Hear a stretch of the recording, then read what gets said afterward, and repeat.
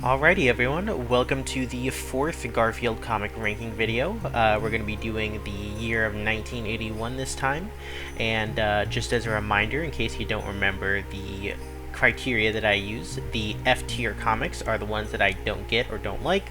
The D tier ones are the comics that I just think are certainly comics of all time. C tier are okay, B are good but not great, A are the ones that make me exhale from a nostril, and S tier are the ones that I genuinely laughed at. Unfortunately, though, we got some F tier ones this year, so I was hoping we might not have as many of those after last year, but there were some stinkers this year, so we're gonna have to start off with that. But yeah, here is the 1981 comics of Garfield ranked.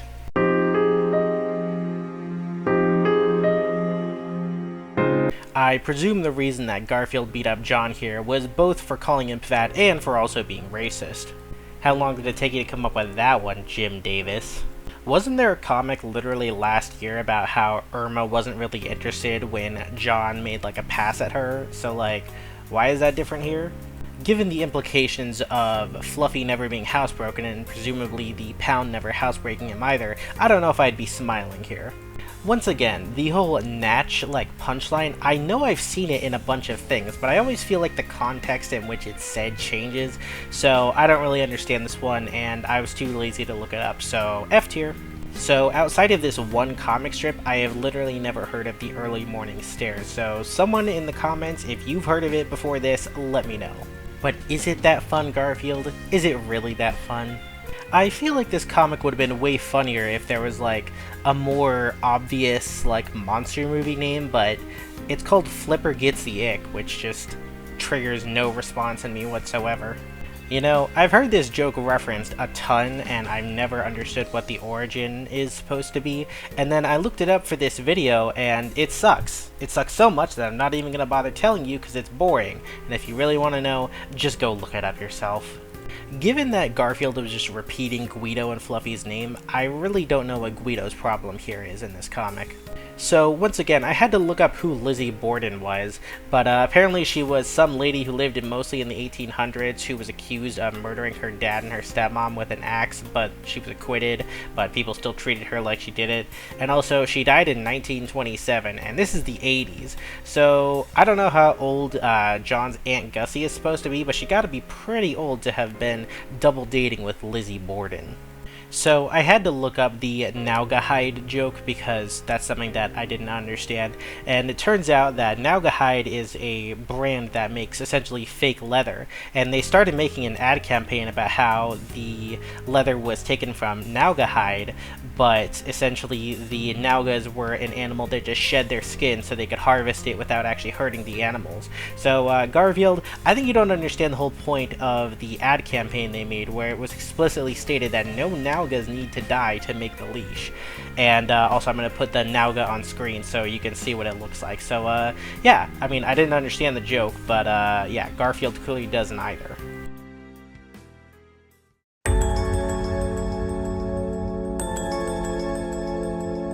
John, you'd better not have a Shane Dawson moment right here, dog.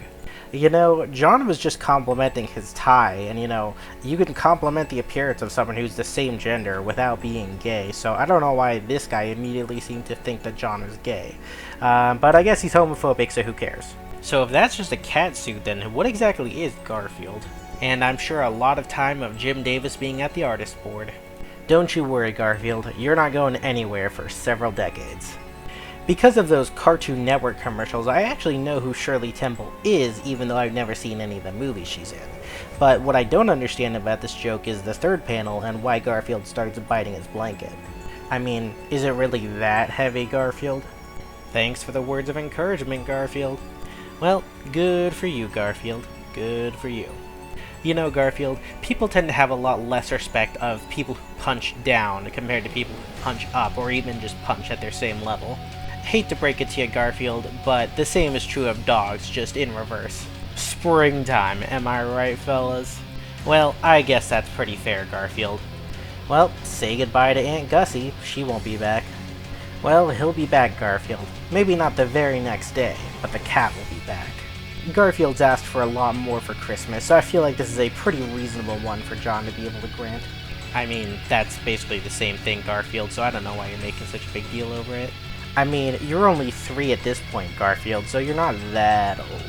Well, he is kissing the cat that he loves the most, Arlene, so you can't give him too much crap. I would suggest just looking at the nutrition facts, but that seems to be a clear bag they're in, so I guess I can't blame Garfield for not really knowing. As someone who basically didn't ever grow up with newspapers, I gotta say the weekend edition is something that I just have to take comics' words for.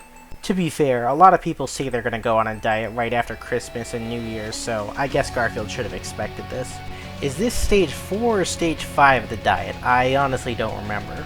It's funny how such a trait can either be one of the reasons people love dogs or one of the reasons people hate dogs. People say this kind of thing, but it wasn't really in that many Disney movies, and they had all been kind of done long ago by the time of this comic. Given the rest of Garfield's antics, I don't really feel like this is the most extreme thing that John's had to face, but sure. You ever notice how Garfield's bed seems to be his own little hammer space? Well, if that's the case, then maybe Normal can get his own teddy bear later on, even though I'm pretty sure he never does. What about a teddy bear who has no side at all, Garfield?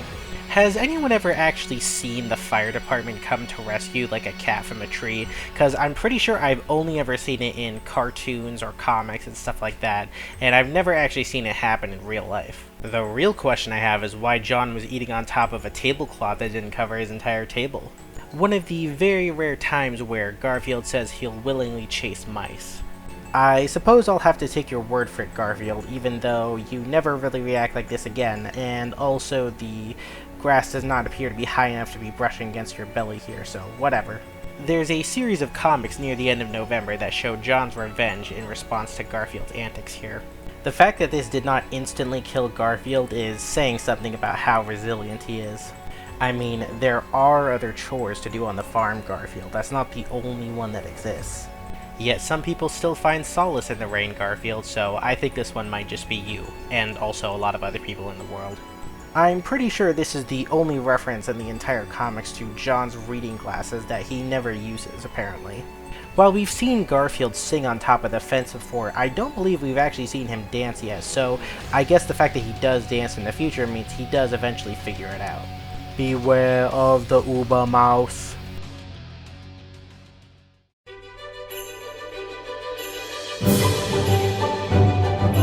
I think this is the first time that they actually refer to it as a litter box instead of a sandbox, but it's still inconsistent because I know they refer to it as the sandbox later, but I don't know, just something I thought of here. When people say that, Normal, they're just trying to be polite. You shouldn't have pushed your luck here. Hate to break it to you, Garfield, but I'm pretty sure a lot of similar arguments could be made about cats, and I'm not sure you're ready for that discussion. I'm just gonna assume that this is an after effect of Garfield drinking all those chemicals while he was in his suitcase earlier. I think it's kind of weird how it used to be a thing where people would refer to the wife as Mrs. and then the guy's name.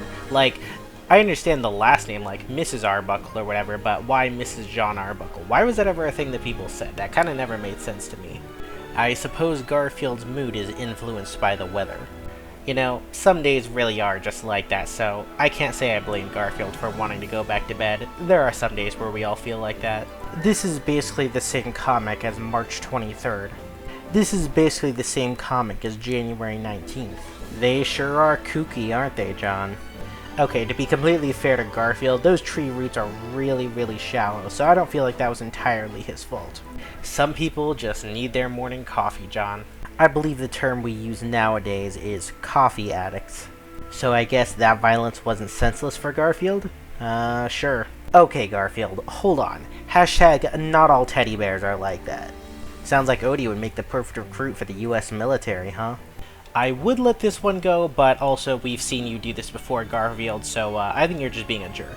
You know, Garfield, you could always just call it a polycule if you love yourself so much and you still want to be with Arlene, but given how this comic frames it as though Arlene's coming back after it's been a while, exactly how long has Garfield been sitting on her rubber mouse? What a waste of a good armchair, I say. Well, it's good of Garfield to have goals. I believe in him. And that's why sometimes you just gotta take a leap of faith, Garfield. Given that we never see this wallpaper again, I like to assume that John just started putting this up for fun, waited for Garfield to come stand in the middle of it, and then immediately took it down. Looks like Normal got japed again. Given that Garfield has pulled this trick on others before, I'm sure he doesn't like it when Normal turns it back on him. You know, Garfield, envy is one of the 7 deadly sins, so I wouldn't really go around advertising how much you feel it. Well, at least he's happy on his birthday, so good for Garfield. Well, John, when you ask a stupid question... Honestly, I feel like Garfield would be like a pretty good poster cat for a cat food. I mean, he's fat, so you could just claim, our cat food is so good that it'll make your cat want to just never stop eating, or something like that. So I guess Garfield likes him bad, huh? Certainly one of the nap attacks of all time. Well, it's somewhere in Indiana, that's for sure. A rare instance of Garfield willingly thinking about dieting. Well, at least he's completed the first step of separating it from the herd. I can't say I particularly agree, Garfield, but I guess you do you. Hats off to the random firefighter here, he's a real one. Well, hey, at least you're not getting stabbed, right? John knows just the thing to try to needle Garfield in a situation like this. Good on him. Well, I suppose in the most literal of senses, he really is still in bed, so take that, John. I mean, if he's actually eating in his sleep, then that's impressive, but I'm pretty sure this would usually just lead to suffocation. I think what Garfield really should be asking is how the heck Odie did that mid-air twirl like that, because that was frickin' impressive. Nice and sweet for the Christmas comic. Good job. Garfield has a chew bone? Isn't that something that they usually give to dogs? Let Fluffy do his LARPing, Guido. Don't be such a jerk. Rainbows! Wrong thing. I just mean that he is struggling against it, yeah. Garfield really told John, say psych right now, but he didn't say psych. Well, I suppose even Garfield has his limits. Now, stuffed tigers, on the other hand, they will cheat at cards. Have you ever seen Calvin and Hobbes? Yeah, I agree with you, Garfield. You really need to get off the diet if you're thinking about that. Well, at least he had the self-control not to eat them right now. Yeah, that one's definitely on John, but presumably he has other food that he's gonna go eat. Maybe not, but also maybe you could invest in some better chairs, John. One of the instances where John can clearly understand what Garfield is saying because it's funnier if he does. That was entirely self-inflicted, John, so I don't really have much sympathy for you. I wonder what the occasion was that they're all there for, because, like, it doesn't appear to be a holiday, and it wasn't John's birthday, so I really don't know.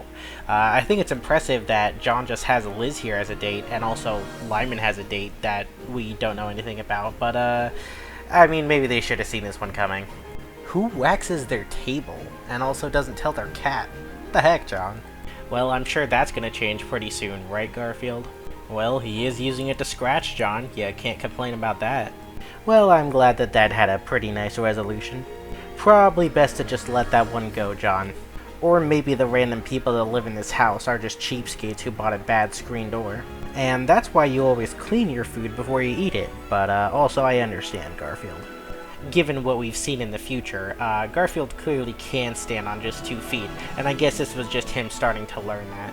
Well, it's good of Garfield to share his experiences with John. Well, I suppose that even Garfield can be touched by a sunset every once in a while. I would imagine that Mother Nature is rather busy, so I'd be surprised if John actually gets to talk to her directly. Nothing better than the classic guilt trip, eh? This is the one and only appearance of Garfield's villain alter ego known as the Claw. Garfield has the Caped Avenger, which appears many other times, but this is the only time that the Claw ever appears. Once again, I'll have to take your word for it, Garfield, but this looks like it hurts, so I wouldn't recommend doing it again. Whenever someone says that someone does something hard, I just think of that one scene from Sonic Adventure 2. You know, what can I say? I die hard.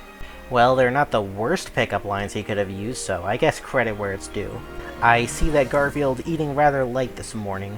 Why is John surprised? I mean, he was the one who booked the vacation, so surely he knows where he is, right? That was a pretty funny response, so I'll give Garfield this one. Given that this seems to be really early in the morning, I think that John can't win if he does try to wake up Garfield that early to warn him.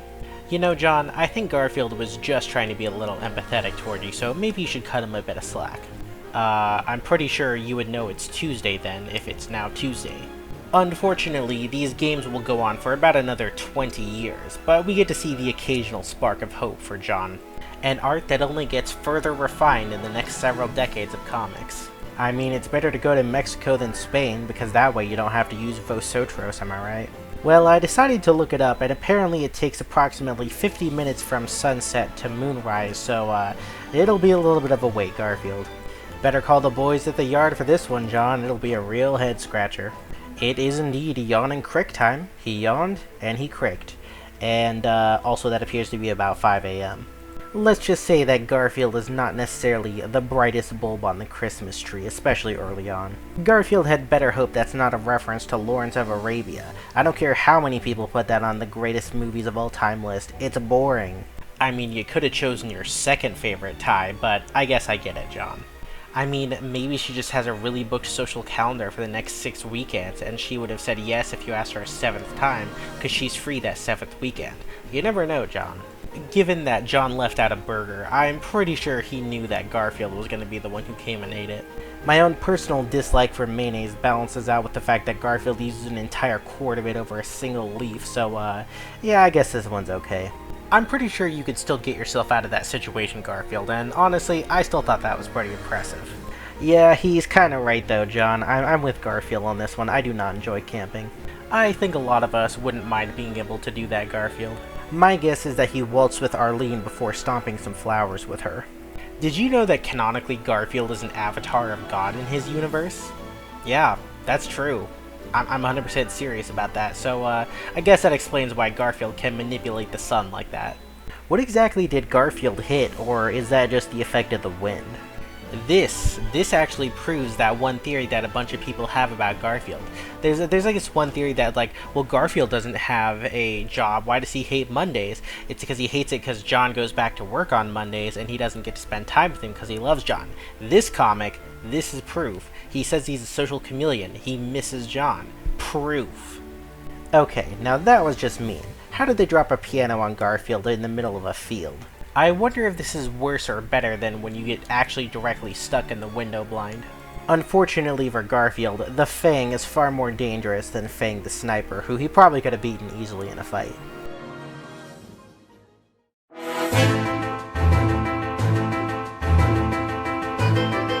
Well, he seems to be taking it better than he usually does. So, in other words, John, there's nothing you can do. Yeah, I can't say I blame Garfield for that, and also, John, how did you run into the frickin' telephone pole? Like, come on, dude. But given the speed that you were going, if it was closed, wouldn't you have just smacked into it, Garfield? That is some sticky caramel if even your thought bubbles are getting clogged up with that. The world may be stupid, but it really depends on how you react.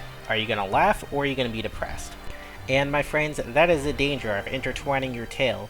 I mean, maybe she cleaned up, but also, I kinda get it, Garfield. One he's presumably developed because of Odie and probably normal to some extent. Okay, but like, how the hell does Arlene have lipstick? Does she have like an owner that puts it on her?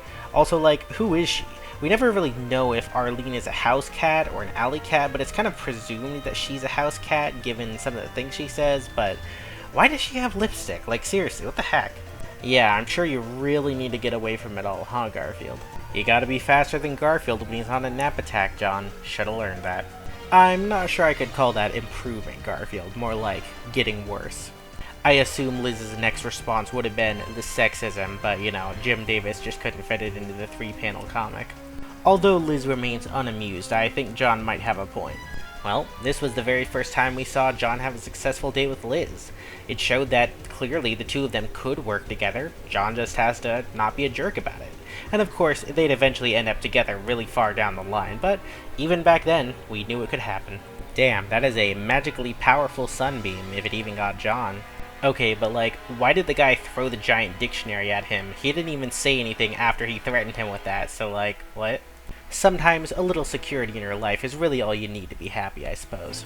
And here I thought that Garfield would have liked the attention, but I guess not. Fortunately for you, Garfield, I don't think you really had much of an air of dignity about you. I mean, come on, John, that was clearly too small even before you tried to put it on him. While it is clever of Garfield, I'm just more amazed that John's mother can quickly knit that all back together into a real sweater. Like, how the hell did she do that? Maybe it's like one of those cat and rabbit related things where like if a cat grooms a rabbit, both of them think they're in the dominant position. Maybe it's a similar situation here. Well, that is much less violent than trying to kill the guy, so yeah, I think Garfield's more on board with that. It's funny how later in the comics there will be sort of a reversal where Garfield makes this proposal to a future mouse who's much more iconic, but yeah, I don't know, it's kind of interesting that this is where this started.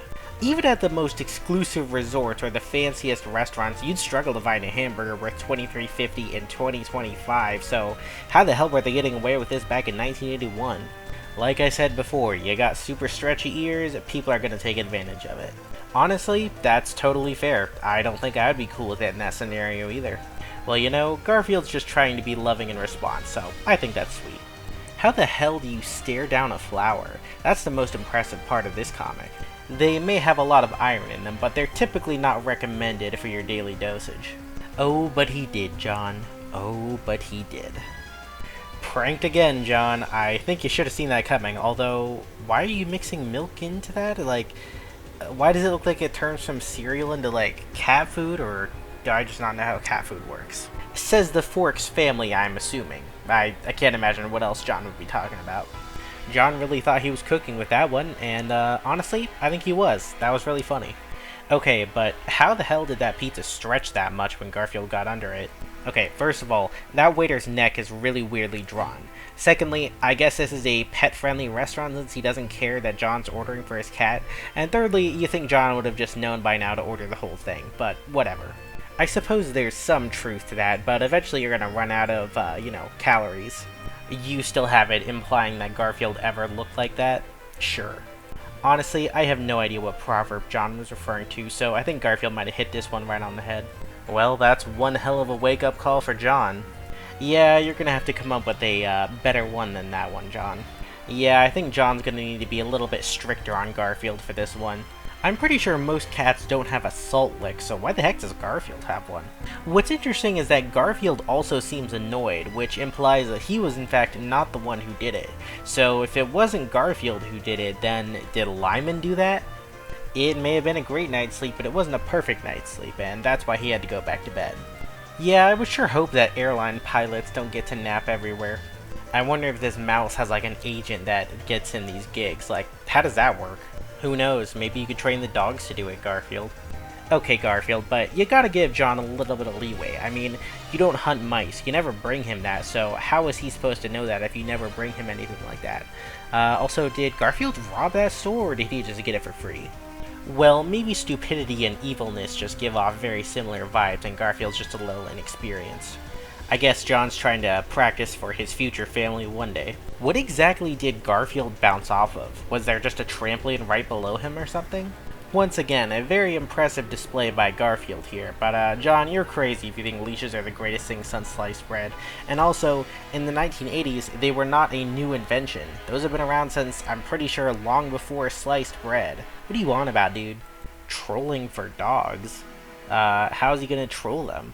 To be fair, even most people who regularly exercise don't like jogging first thing in the morning and will usually save it for a better time if they can.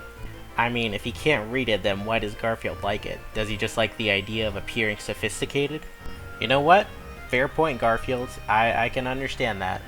Those birds are pretty skilled at holding their breaths. Like, honestly, hats off to them. Well, I suppose at least he's being pretty honest here. He's like the Albert Einstein of eating, John. Come on, you should know this by now. Unfortunately, whether or not it's a traffic cop's hat or not is kind of irrelevant because it's still theft. For those of you who are unable to read cursive, the letter says, "Dear Garfield, how do I avoid the embarrassment of cat hairs all over my house when I have company? From Harried." And Garfield's response, "Never invite anyone over to your home again?" Yeah, that's pretty fair. Garfield is a cat of simple pleasures. You promise him lasagna and he'll probably be doing whatever you want. Unfortunately for Garfield, the magical teleporting fire hydrant has other things to say about that. Look, Garfield was born for this stage and I don't really know what you want from him, random blue cat. And it's unfrosted too? What a heathen Garfield is. Well, that's the problem when you have super stretchy ears, people are going to use them against you. I just get a lot of joy out of Garfield dancing. It's really funny. You know, tongues don't have bones in them, so I'm pretty sure you can't put them in a splint, but I guess I get what Garfield was going for. I mean, there are a lot worse places that he could have taken you, Arlene, so maybe don't complain too much. Okay, to Garfield's credit though, if you study like the psychology behind commercials, there's actually a lot of really interesting stuff there. Well, so much for the leash idea, John. I think you're just gonna have to give it up here. If I heard that, I'd probably be quickly driving back home, no matter how late it was. A Pyrrhic victory, but a victory nonetheless, I suppose. I mean, I thought it was pretty funny, John.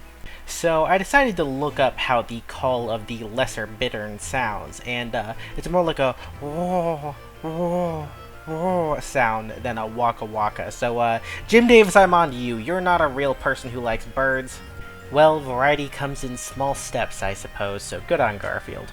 You know, both when it comes to ships and when it comes to cars, they're usually referred to as she's by people instead of he's. I mean, I'm not saying you can't refer them by he's, but usually it's a she, so interesting that John didn't do so here. I don't know about that, because I don't think that having more than one pick would actually help you out. I like how the giant Pookie in Garfield's dream has a big smile on his face. It's kinda cute. Gotta side with Garfield here. Given that it was like one of his first times on the farm, I can't blame him for trying to do that. Well, it wasn't John's fault that Odie decided to do that. I like this one because Garfield looks funny when he's all squished up in the leash like that. I feel like Liz should probably expect it at this point, like, of course Garfield's gonna be there. Well, maybe normal is the wrong word here, but yay? Question mark? Honestly, I have no idea what Garfield really expected from this, but I believe there's a later comic where he has learned from this. Sometimes you just shouldn't pick a fight like that. Well, being pecked to death by an ostrich is not something that very many people can claim on their tombstones. See this? This is what I was talking about earlier. You know how John is like, it's nice to know where I stand in things when Garfield made him get out of the seat for Pookie? This is his response. This is how it happened. This is why you deserve it, Garfield. That super stretchy gray cat is the only reason that this comic ranks as high as it does. That is a toaster with a lot of springing capability, and honestly that's pretty cool of Garfield. Well, it's not the traditional way to make tea, but as long as Garfield gets something out of it, I suppose it's worth it. Okay, so the way that John says this here is really weird. He says, the dog next door is being given a birthday party today, implying that it's not actually his birthday, but he's getting a birthday party for some reason. But it is pretty funny when he says, remove my cat surgically from a dog, like, what? You know, Guido told Fluffy to be a battering ram. He didn't tell him to grab Garfield and use him as a battering ram. Why did he do that? You laugh, but there have been many stories of mooses attacking people, so yeah, that's pretty scary. Garfield, are you trying to get John into a car accident? Like, what the hell is that, man? The duck says that, but he's still managing to carry Garfield, which is pretty impressive. Also, I think the smile might have just been a dead giveaway, Garfield.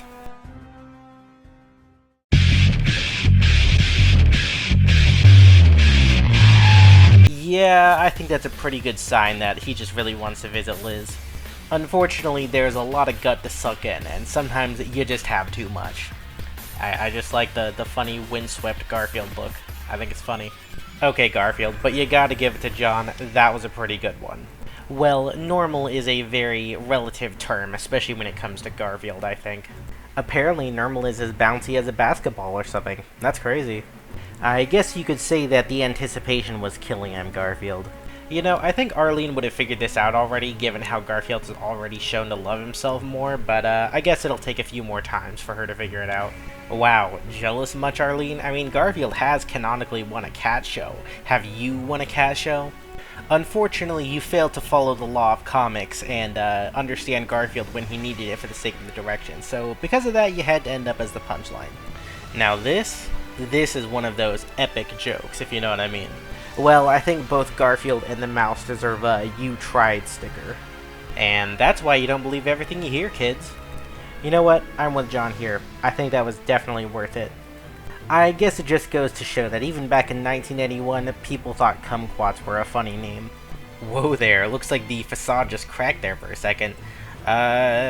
Do you think that Normal has a Persona 5 palace?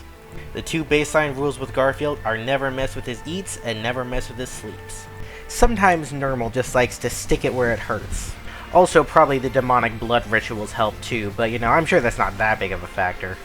Damned if you do, Garfield, damned if you don't, I suppose. I love how derpy this dog looks, it's just so great. And probably super bendy, weak trees, huh, Garfield? Well, I suppose there's always hoping, huh, Garfield? The difference is that with pigs, they're much larger and much more strong, so they can break out of mud much easier than a cat like Garfield could. Some things I think are better left unsaid, John. That's just a funny gag. I don't know what to say. It's just funny.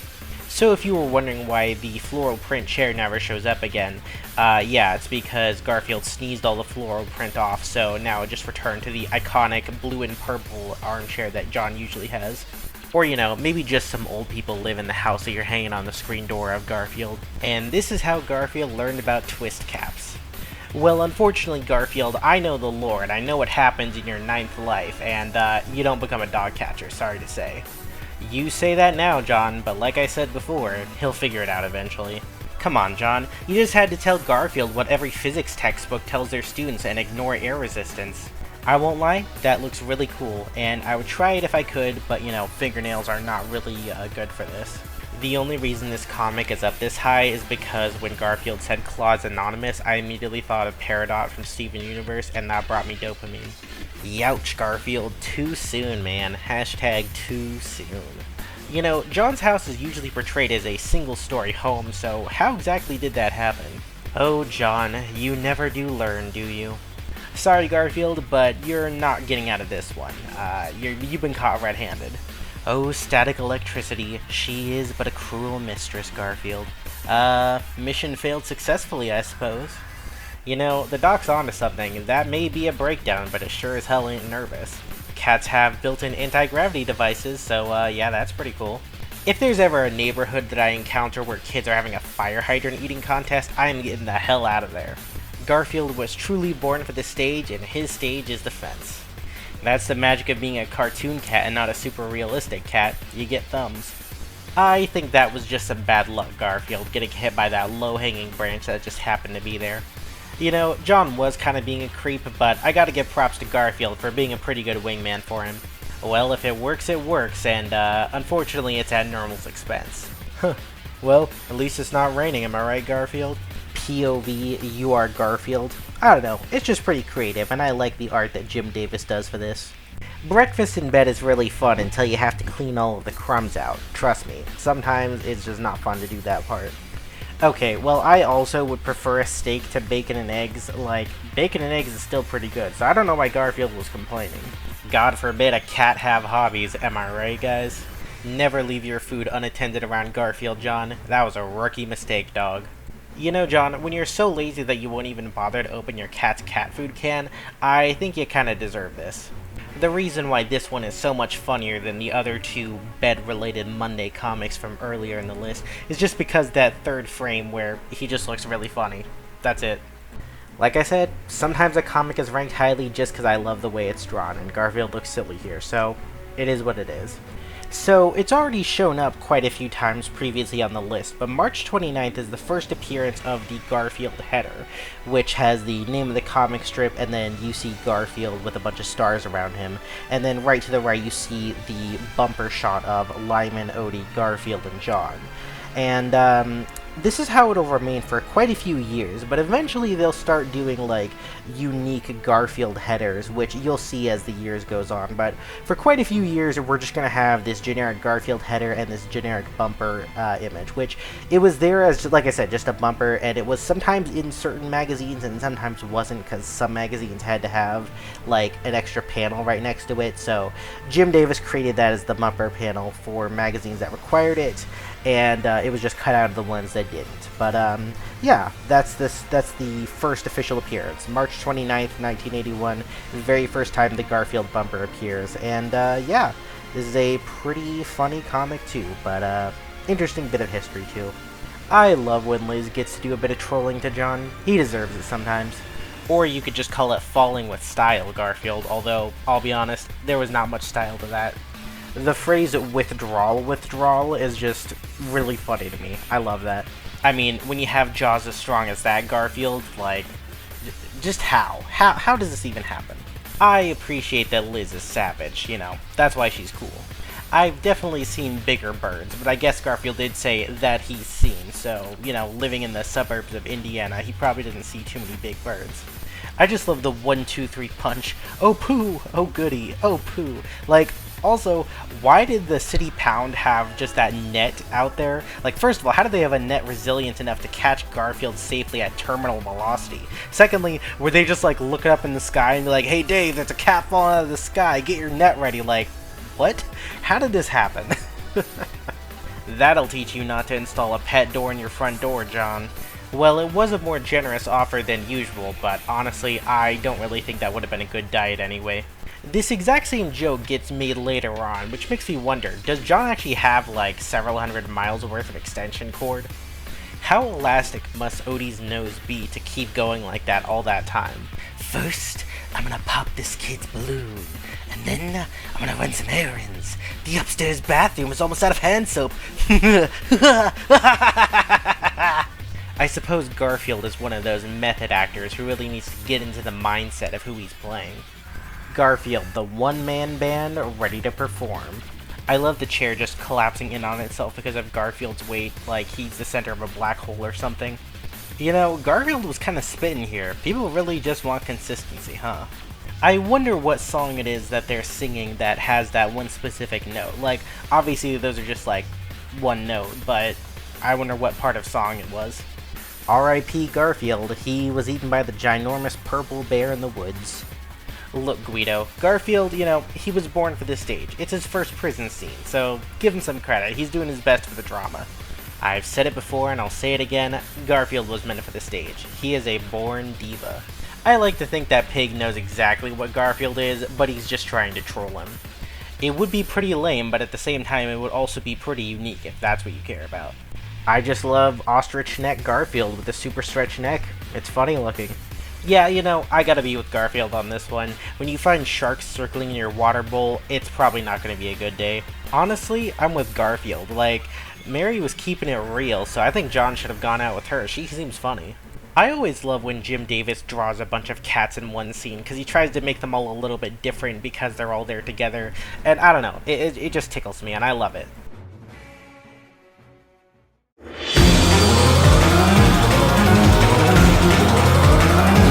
You know what? That's totally fair, Garfield. The mouse may not like it in the short term, but I'm sure he'll be glad in the long term. Boomer mouse alert. Boomer mouse alert. Boomer mouse alert. I'll be honest, that cat food director, he's cool as shit. Prepared for one thing, but not prepared for another, so better get back to the drawing board, Garfield. Honestly, Liz not liking animal names makes sense with her being a veterinarian, and also if her name really is Lizard, then yeah, that also makes sense.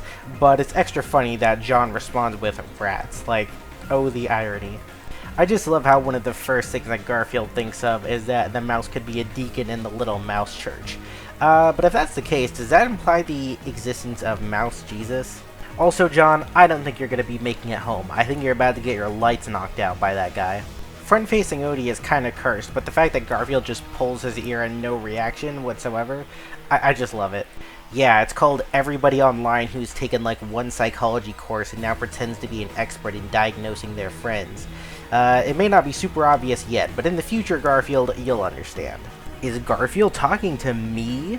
Me when he says that he can hear me breathing? It may not have been elegant, Garfield, but it certainly was a solution, huh? Rain so bad that Garfield starts flying. Wait, did he cover himself in oil? Well, you know, he did do something about it, and honestly, that was really, really funny. Given that Garfield does not have this in any future comics, presumably he could undo it, so does that mean Arlene could also undo how her front teeth are, and she just chooses not to? Garfield is forever a drama queen, so I don't know what you really expected. Garfield was just trying to be inclusive, so maybe there's just a lot of insecure ladies in the audience that night. Garfield's face just being completely flipped upside down is it's just so great. Sick burn by John's dad there, but don't worry, Mr. Arbuckle, your son will get married eventually. Well, Garfield, thanks for telling me, because honestly, I've been wondering about that for a while. That one-eyed dog is both very interesting, very funny, and extremely disturbing. Do you think that this cat just walks up to all other cats and just says that immediately? Yeah, it would kind of be funny if he did. Apparently Normal is light enough and Garfield is strong enough to throw a paper airplane with him on top and for it to fly with no problems. And honestly, that's impressive. Once again, it's just sometimes the wacky cartoon stuff that makes me laugh, and John being twisted up like that makes me laugh. Well, I suppose he indeed did not thank you, John, so I guess he got what you asked for. So, I know I really shouldn't rank it highly because of this, but Garfield saying timber as the chair falls onto him reminds me of one episode of the Pink Panther episode, the one called Pink is a Many Splintered Thing, where there's this crazy lumberjack who keeps shouting out timber while the Pink Panther is trying to cut down trees, and like, this lumberjack has magical powers because he keeps managing to cut down trees second after second right where the Pink Panther is running. Like, he's actively trying to get rid of that man. Like, what the hell was up with that short? Yeah, landmines in your breakfast are definitely a much worse way to start your Monday than the shark fins in your water bowl, although both of them are pretty bad. I love that Duck's smug expression, as if like he knew that Garfield was going to do that and he didn't stop him, specifically because he wanted him to fall like that. I mean, in Garfield's defense, the mouse was the one who drew first blood, but also that's pretty extreme of the mice to respond with that, but also kind of funny.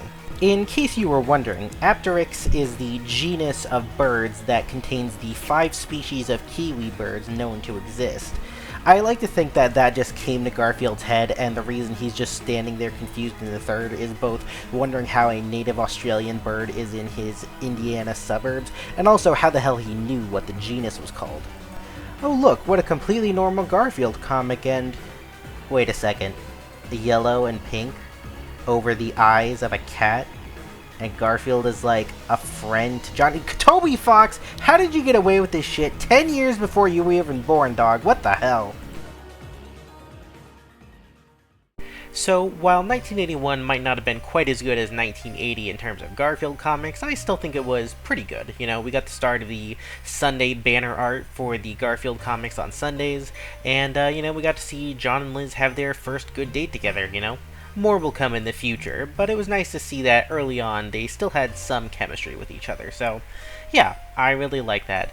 But yeah, that's pretty much it. Until next time with the 1982 video, see you guys then.